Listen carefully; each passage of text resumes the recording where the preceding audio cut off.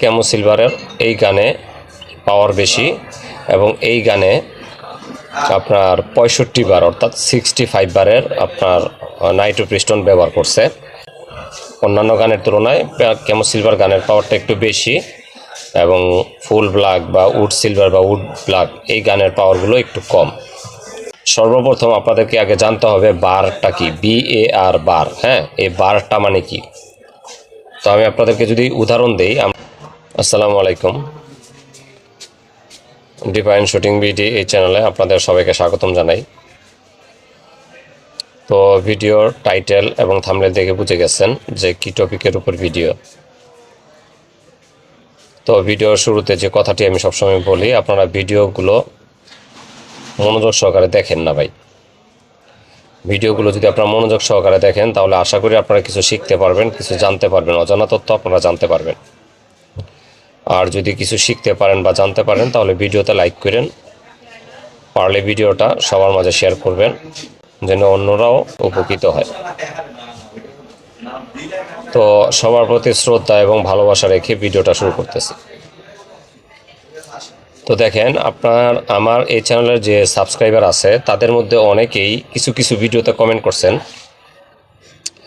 যে ভাই NX200 camo সিলভারের এই গানে পাওয়ার বেশি এবং এই গানে আপনার 65 বার অর্থাৎ 65 বারের আপনার নাইট্রো পিস্টন ব্যবহার করছে এবং অন্যান্য যে গানগুলো আছে আপনার ফুল ব্ল্যাক, তারপরে উড ব্ল্যাক, এই সমস্ত গানগুলোতে আপনার 60 বারের আপনার নাইট্রো পিস্টন ব্যবহার করছে।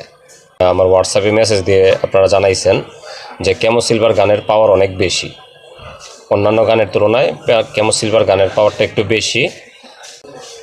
তো আসলে ভাই আপনাদের এই যে প্রশ্ন বা আপনাদের এই যে মন্তব্যগুলো আসলেই সম্পূর্ণ ভুল। কেন ভুল আমি আপনাদেরকে একটু বুঝিয়ে দেওয়ার চেষ্টা করবো, ইনশাল্লাহ আপনারা বোঝার চেষ্টা করবেন।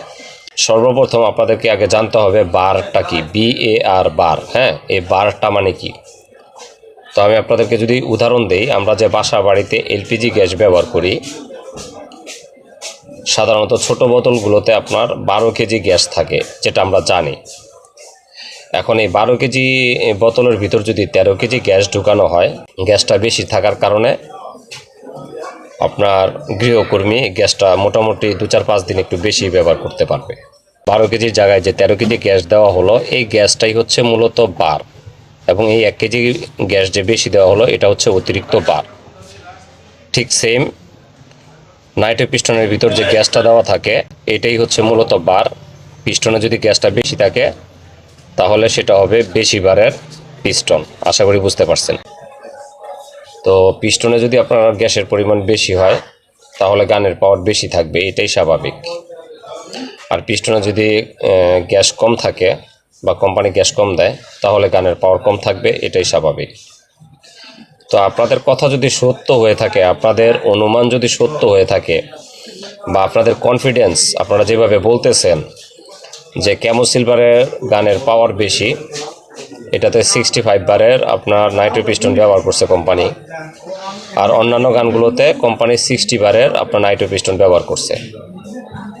ভাই আপনাদের এই যে ভ্রান্ত ধারণা সম্পূর্ণই ভুল। কেন ভুল আমি আপনাদেরকে এখন প্রমাণ দিতেছি, প্র্যাকটিক্যাল। প্রিসিওল কোম্পানির আপনারা যদি ওয়েবসাইটে যান, আপনারা যদি একটু লক্ষ্য করেন দেখবেন প্রিসিওল কোম্পানির NX200 সিরিজের প্রতিটা গানেই কিন্তু কোম্পানি আপনার 860 FPS এর নাইট্রো পিস্টন ব্যবহার করছে। তা আমি সম্পূর্ণ ওয়েবসাইট ঘাটছি, এই ধরনের কোনো তথ্য আমি পাই নাই যে ক্যামো সিলভার গানের ভিতর 65 বারের নাইট্রো পিস্টন কোম্পানি ব্যবহার করছে। প্রিসিওল কোম্পানির বৈধ ওয়েবসাইটে তারা স্পষ্টভাবে লিখে দিয়েছে তাদের যে NX200 এর গানগুলো আছে ওই গানগুলোতে তারা 60 বারের নাইট্রো পিস্টন ব্যবহার করছে। NX200 সিরিজের যত গান আছে, যত কালারের গান আছে, প্রতিটা গানেই কোম্পানি 60 বারের আপনার নাইট্রো পিস্টন ব্যবহার করছে। তো যেটা আমি জানি সেটাই আপনাদের সাথে শেয়ার করি। তো এই ছিল ভাই আজকের ভিডিও। জানি না আপনাদেরকে কতটুকু সঠিক তথ্য দিতে পারছি, তবে আপনাদের যদি এর চেয়ে আরও বেশি কিছু জানার আগ্রহ থাকে তাহলে আপনারা গান শপে অথবা থার্ড পার্টি থেকে আপনারা জেনে নিতে পারেন যারা এই গানটা ক্রয় করার আগে।